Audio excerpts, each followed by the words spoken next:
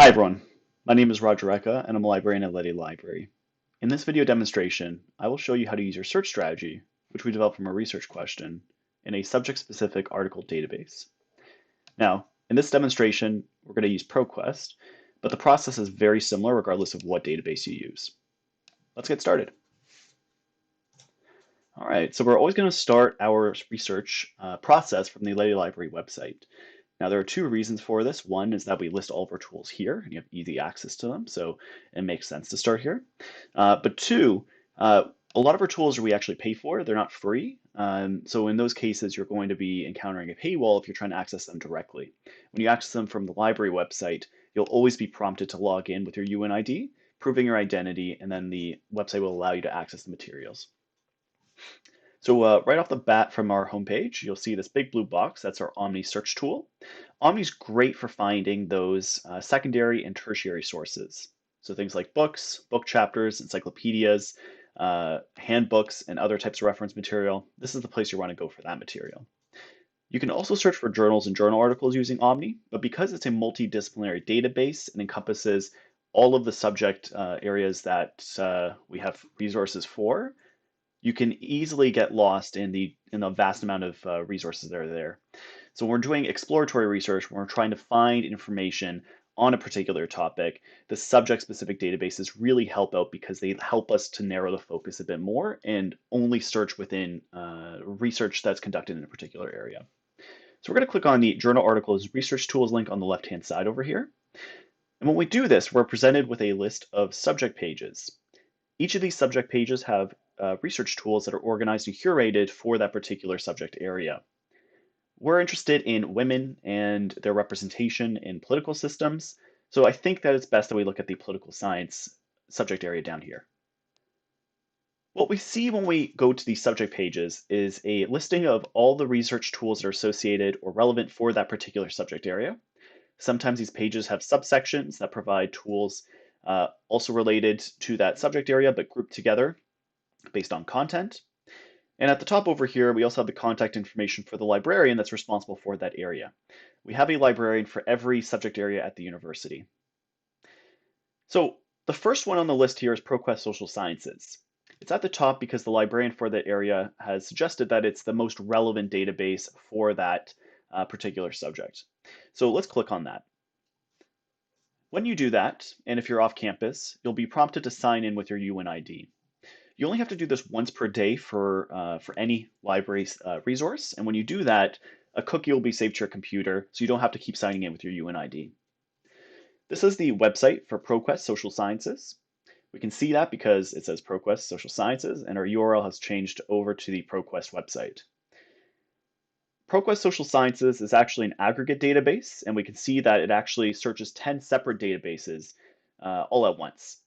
So we could totally do that if we wanted to. We could just enter our search terms right here and start searching all of these databases. But let's just take a quicker look and see what exactly we're searching. We're searching some historical periodicals. We're searching an education database. We're searching a linguistics database. We're searching the political science database and some sociology databases. But reading the description of the political science database, seeing that it's going to give us access to the leading political science, public policy, and international relations journals, I think this is what we want. So let's just click on the political science database search button and take us directly to this specific database. All right, so we're now on the political science database landing page from ProQuest. We're presented with the basic search box by default, which allows us to quickly enter in some terms and start searching right away. But because we spent so much time developing a research question and an effective search strategy with all this nuanced structure to it, we're going to want to take advantage of the advanced search form instead so we can add in all those different concepts and specify where we want to search. So let's click on the advanced search button over here at the top. And what we get now is a form that allows us to enter in multiple rows of information and also specify again where we're going to search in the record. So we have 4 concepts in our question. We have Canada, representation, women, and federal politicians. So we're going to need 4 rows for each of these concepts. So we're just going to click on the Add a Row button. And when we do that, we're going to have 4 rows added to, or sorry, 2 rows added to our form for a total of 4, each separated with a Boolean operator. And we could click on this drop down and select what type of operator we want. But because we're separating each row or each concept in each row, we're going to want to combine the concepts with the and operator. So we're going to leave that by default. In the rows, we're going to start entering our terms and synonyms and separate those with the or operator. We're going to do this like so. So we're going to enter in our first search term, Canada, or just capital O, capital R, and Canadian. And we're going to put in the asterisk symbol. The asterisk symbol is our wildcard character, which allows us to represent 0 or many characters. So this will capture Canadian, Canadians, and any other variation of Canadian. In the in field over here, we are able to specify what field of the record, the document or record, we're going to be searching. By default, this means we're searching anywhere, which includes anywhere in the record for the document and anywhere inside the actual full text of the document. We can search specifically fields like abstract, the subjects and indexing, the author field, the title, the publication title, the references, and so on. And by default, we're also searching the entire full text of the document. What I recommend when we're searching in ProQuest is that we're going to search anywhere except for full text. And the reason for that is that these concepts that we're searching for are main ideas of the research question. We want these to be prominent in the documents that we're finding. If we're searching the full text of a document, you can imagine a 20-page article, a 50-page book chapter, a 200-page report. A word from one of our concepts may show up without actually having prominence or having a lot of meaning in the document, which can start to really bring in a lot of irrelevant articles, a lot of irrelevant documents, I should say, which will make it more difficult to find information that we're looking for. So we're just going to search anywhere except for full text. If you find you're not getting a lot of results and you want to try searching the full text, go ahead and use that. But if you're starting to get a lot of irrelevant results with your search, just make sure you're checking to see whether or not you're searching the full text of these records. Now we just fill in the rest of the rows the same way. And we're going to want to put in a federal politician. So here we have a phrase, member of parliament, and if we want to keep the phrase together, if we want to find that exact phrase in the record, we want to use quotation marks. This will force the database to find these three words, member of parliament, right next to each other. So instead of finding member in one paragraph and parliament in another paragraph, which will happen by default if we're not using the quotation marks, it will find those three words together right next to each other. House of Commons or Senate. All right, so we've now entered in all of our search terms. We have the four concepts in the four rows, combined with the ands between the rows, and within the rows, we have the or operator combining the synonyms. So we're ready to search. There are other options here, but we're not going to worry about these right now. We're going to use the filtering options in the next page to narrow results down. All right, so we get 36 results from our search. That could be good, that could be bad. We don't really know right off the bat based off the number. We have to look at the results and see what proportion of the results are relevant and what proportion of the results are irrelevant. That will determine whether or not we've done a good search.